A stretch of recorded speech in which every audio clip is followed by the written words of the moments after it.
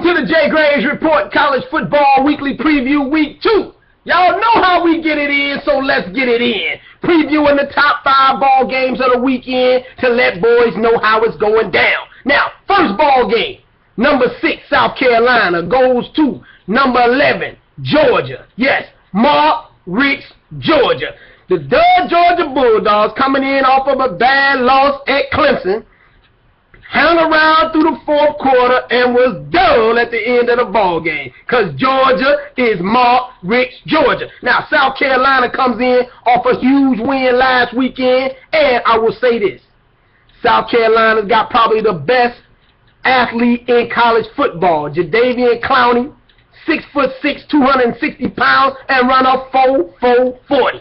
Unheard of, Playboy. Unheard of. But I will say this. The Georgia Bulldogs, as dull as they are, as much as they lose the big ball game, they've lost the big ball game for the year. They're coming in on a 3-game losing streak to South Carolina, including the smashing that they got last year, 35-7. Got the brakes beat off of them. So no way do they come in, lose this ball game at the crib, and start off 0-2. Georgia normally loses 1 ball game a year, make it to the Southeastern Conference Championship, and lay an egg. So you know they got to still lay that egg at the end of the year in the Georgia Dome. Now, let's move on to the next ball game. West Virginia goes to number 16, Oklahoma, going down to play the Sooners in Norman.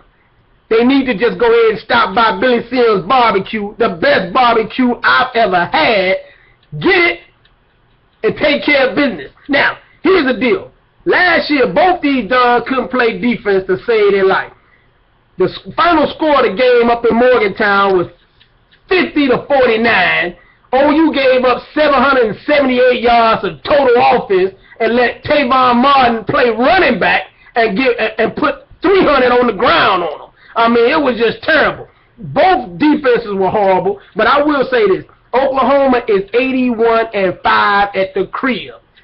Ain't too many people coming in Norman winning that ball game, especially since Geno Smith is gone. They don't have the offense that they had before or the leadership that they had before. So I think Oklahoma wins this ball game and the Sooner Schooner rides this weekend. Now, let's go to the next ball game. University of Virginia. The Cavaliers go up to Eugene and play the Parliament Funkadelic.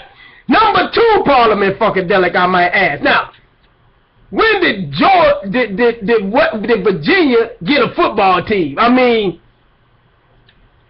Virginia going to play the Parliament Funkadelic? They're going to get the brakes beat off of them, and that D'Anthony Thompson is going to put up major yardage. He probably win the Heisman Trophy on this doggone game alone. You might see a Reggie Bush sighting out here where he might put up 500 yards. So look out for that all day long. Now, let's go to the next ball game.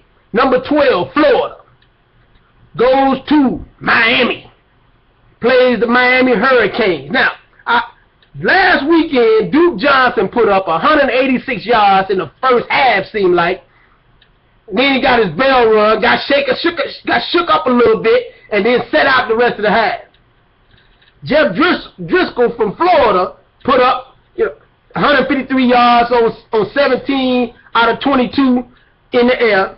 Mac Brown did his thing, put up 112 yards, but they played Toledo. So that didn't tell me too much, but I did say last week, and I know y'all heard me say, that Florida should not be in the top 10. They listened to your boy. Now Florida's number 12, where they probably should be. They shouldn't have been in the top 10 to start with, but, you get the SEC bias. It is what it is. Let's move on, because I think Florida wins this game because Miami is still just about a year away. They good.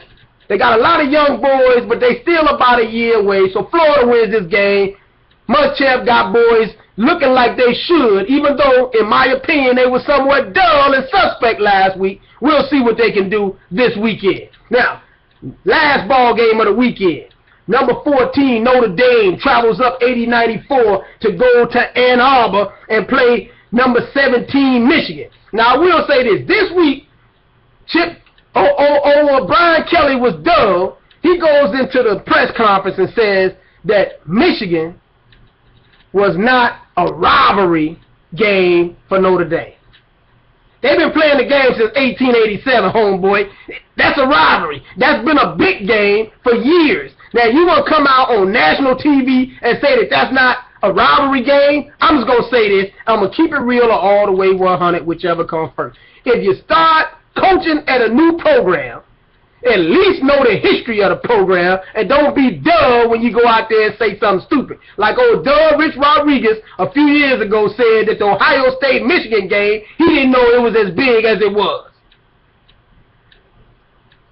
Come on, man. Don't take the job if you don't understand the magnitude of it.